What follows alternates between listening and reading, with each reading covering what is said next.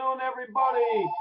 How are you today? This is Hal Rovner, and we got a live call in right away. And who do we have on the phone today? Is it Commissioner Anthony Rizzi? Thank you for being a guest host. The first recording went off with a little bit of a snafu. I'm glad we were able to get you on the phone. And how are you today?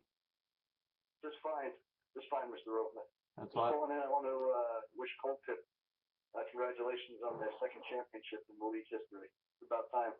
Again, proving the theory that the flying squirrel once in a while will find a nut.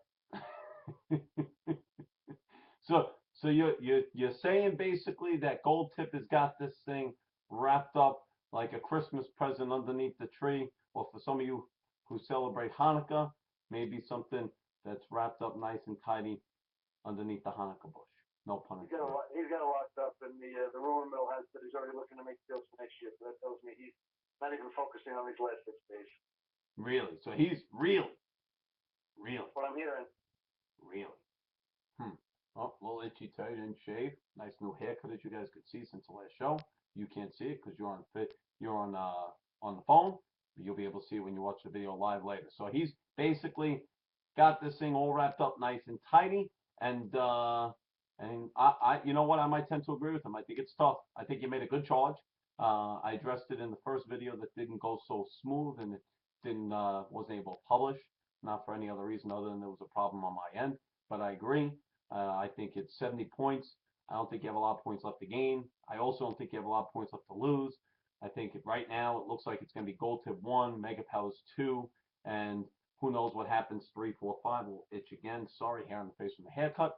Anyway, I agree. I'm not going to talk too much about my team. I've kind of abided by that theory. I think I'm in this thing.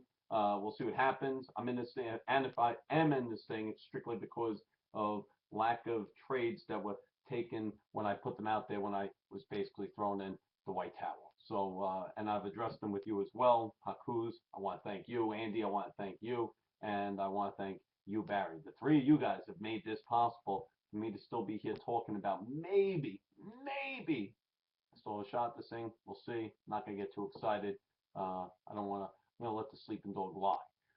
Let's move on to some other things, Commissioner. Okay, this year's a much different year than other years. We're going from 10 down to 7. There's been some discussion of people being present for ping pong balls. Now, you and I have discussed this off the air. I like to discuss this on the air.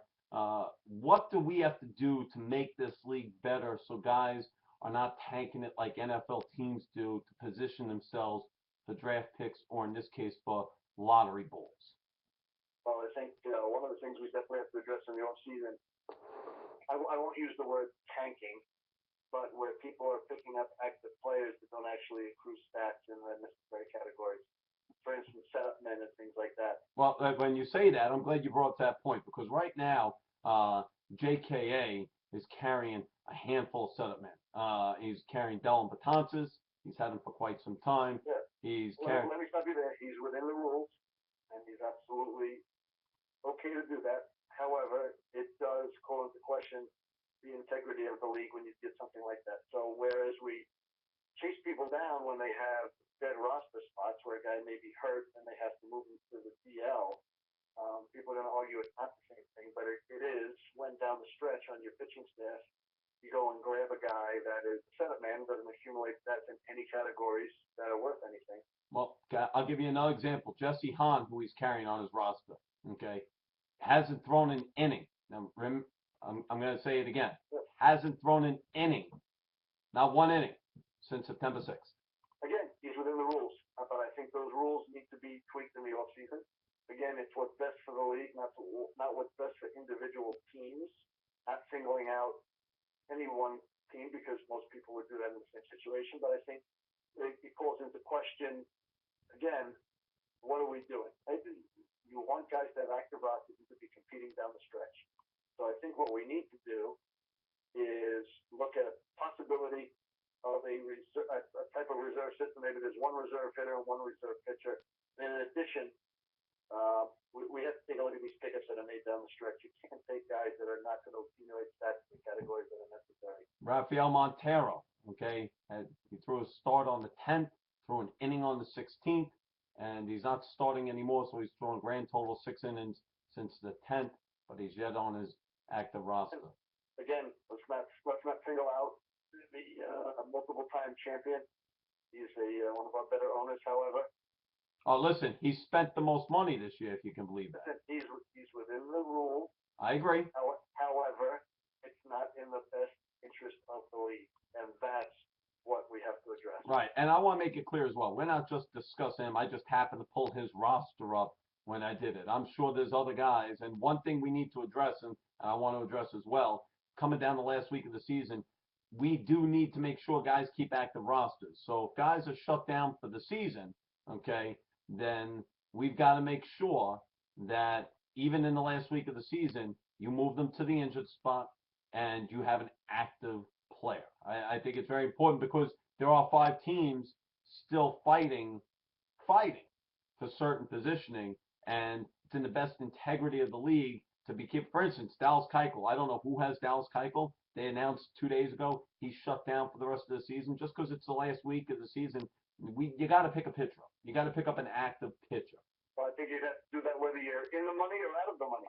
Well, it doesn't matter either or. You have to pick up a pitcher. He's shut down for he's inactive. He has now announced he's inactive. He can't be on what is an active roster competing against other active rosters. Use a perfect example, right? Goldtip, as we said earlier, has this just about locked up. But if any one of his pitchers was announced as done for the season, he should have to replace him because I believe, I don't have the stats in front of me, he could have an impact on second, third, and fourth place due to ratio, ERA, and strikeouts. That is absolutely correct.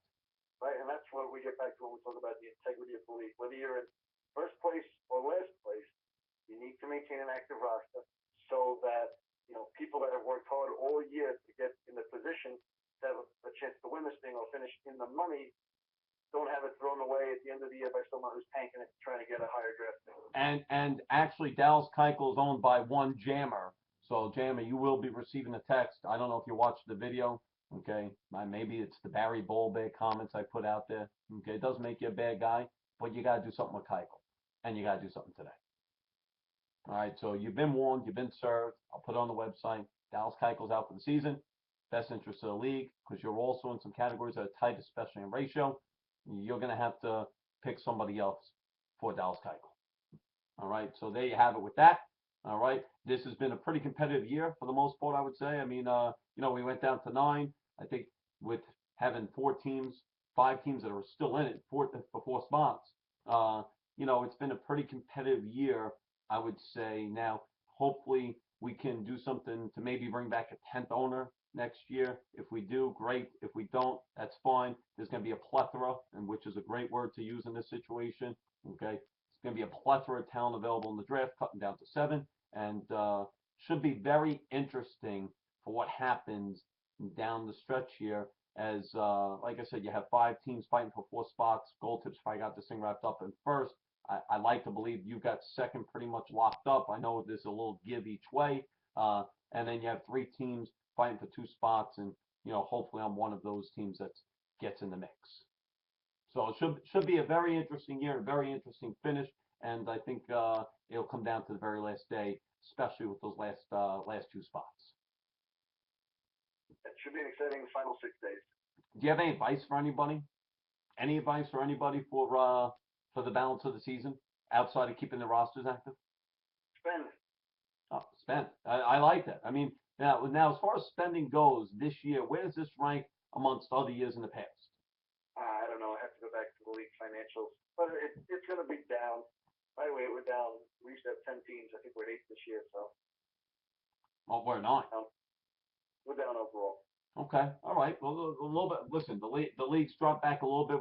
I think it's been there's been a decent amount of spending all around. Obviously it should hopefully make for some good trades in the off season, as well as momentum going into next year, 2015, for the East End Baseball League. Now, do we have an idea of when we're going to get the drawing for these lottery balls? Are we going to do it the week before the draft, the day of the draft? Are we going to do it well in advance? Do you have an idea? Probably do it well in advance, right? So people can trade draft picks if they want. Okay. And we'll have to make sure that whoever wants to be a witness for it will have to be available. Okay. I think that's all fair. I mean, like I said, it's this way. No. I'd like to host it at Buffalo Wild Wings. But there you have it, guys. Buffalo Wild Wings. Okay, we have a live drawing of the lottery bowl, and you know what? Maybe we'll do an impromptu Roden's rant, and we can conduct the drawing of the lottery bowl right there and then. Sure. And we'll broadcast it live. Now I'm gonna try and get the trophy when the league when the season's over and everything's wrapped up here. I'm gonna try and get Mr. Arbiter to relinquish the trophy, bring it in, and present it to one Andy Ferrante, assuming he holds on to this thing. I don't know if I'll be able to get Andy on the show, but I'll make a formal presentation, congratulate him as well as the other teams that finished in the money, and bid everybody a great off season. I think that'd be a great way. Now I know Mark. I haven't seen this trophy, but I know Mark Arbiter had mentioned that you can't drink from it. Is that true? I've never seen it. I believe Kevin Seth was the one that purchased the trophy.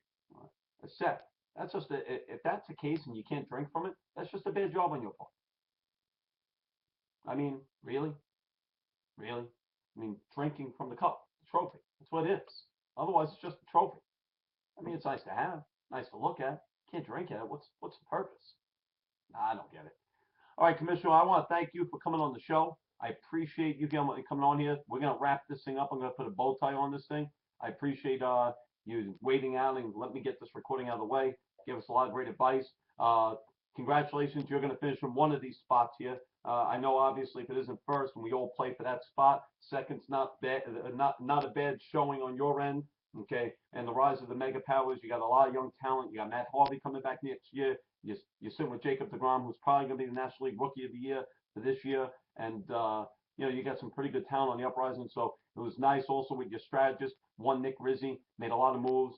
We couldn't get him on the show today. He's still in class, so obviously he's also been part of the brains behind this mega power uprising. So we want to congratulate him as well on what's been a good showing this year by the mega powers. Thank you. And again, just congratulations to Gold Tip on their second championship in league history, and go Gold Tip. Very good. And there you have it, fellas. And listen, this is Rovner's Rant.